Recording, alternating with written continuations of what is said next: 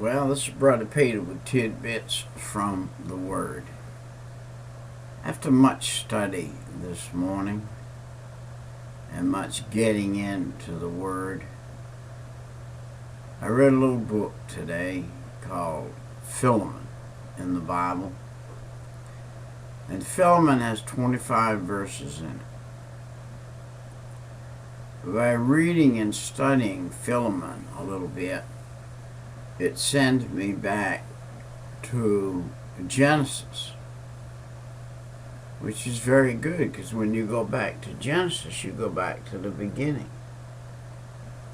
So we see a reenactment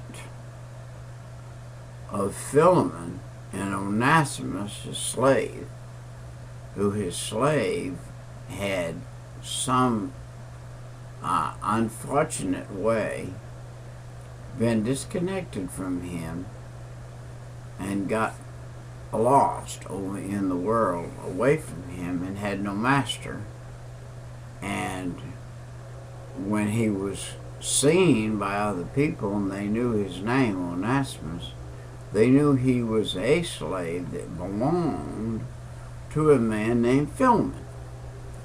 Therefore, they were not allowed to use him or do anything with him because he was considered a runaway slave, and therefore there was a condition for him then set up in that day that would have put him in a prison setting from leaving his master.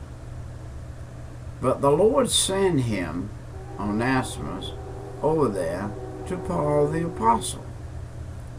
Why did God send him to Paul? God sent him over there to enlighten Paul of Philemon and what was happening there with Philemon. And Philemon had a great falling out with Onesimus, and so Onesimus left.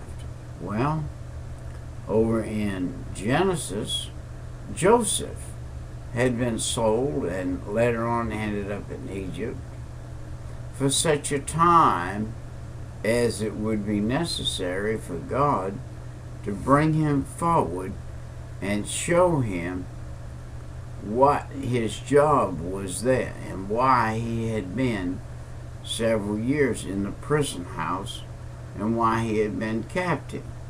Now, the truth of the matter is that God worked it out that Joseph would be where the Lord wanted him to be, when he wanted him to be there, for the purpose that he had for him, which was a great purpose.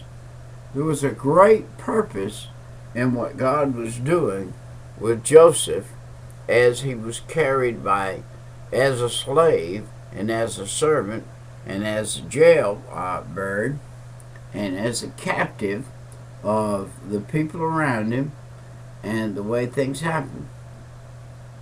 Well, I will say this. Paul the Apostle created a circle around him. And that circle he created was a circle that God is the one narrating everything in my life. And because he is, he's guiding and he's leading. Paul was comfortable no matter where he was. He was comfortable when he was abased. He was comfortable when he abounded. He was comfortable when he was in the prison. He was comfortable when he wasn't in the prison. In the mind. His body was discomforted, but his mind was very comfortable. His body was discomforted, but his mind, his soul, and his spirit were very comfortable. Joseph's body was discomforted. He was in the prison house. But his mind and his soul were at comfort with the Lord, with God. And he knew he was going to have any answer that he needed from the Lord. He was going to get it. Now, Joseph, if you remember over there, Pharaoh had a dream. Joseph told them there were going to be 7 years of plenty. Wow. I see that right here in the United States of America. I see the plenty. But I'm not dumb enough so that I can't see the famine. There is a famine coming. And when it comes to the United States of America, people are not going to be able to grow food in the timeline that you have to have it to eat. You would die if you plant a seed of corn today and you have no corn.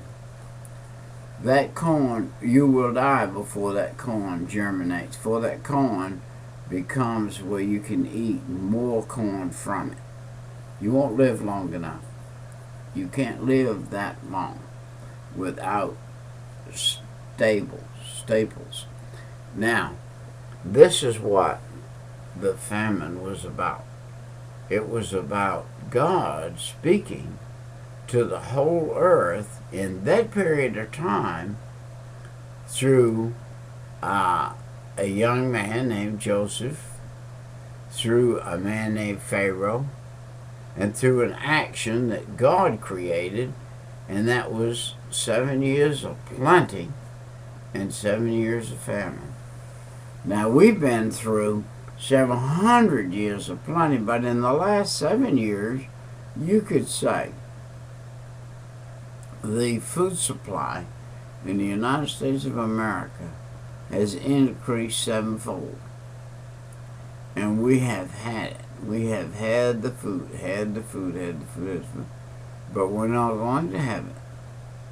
We're not going to have it. We're going to deplete our food supply. And when we do, it's not going to be replenished. Why? Because all hell's going to break loose on this earth for 7 years. For 7 years there's going to be a tribulation, a great tribulation.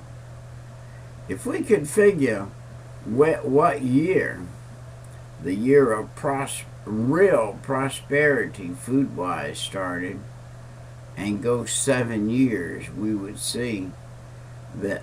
I tell you what, I was in business, and my business relied on people paying me and buying, and I directly dealt with poor folks.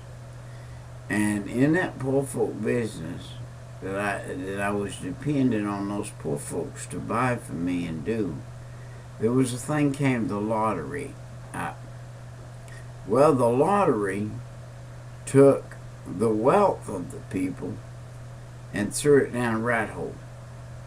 It never was anything that was good.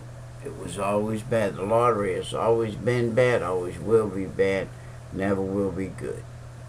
It robs the poor man of all that he has. I had people that paid me good, followed through, did everything they said they were going. When the lottery came out, they got in the lottery and they followed that circle of the lottery. And that circle of the lottery takes a man to poverty. What kind of circle do you have around you? What kind of circle are you creating around you? Are you creating a circle that is going to lead you to destitution and poverty? Or are you creating a circle that's going to lead you to the straight and narrow road, and you're going to follow Jesus and follow Him? And I haven't even got in the word yet. I wanted to talk about Philemon and Onesimus. I guess I'll have to do it in another excerpt. But be careful. Be careful, especially if you're in the church. Do not get in to the things of the world. Do not fall into that trap.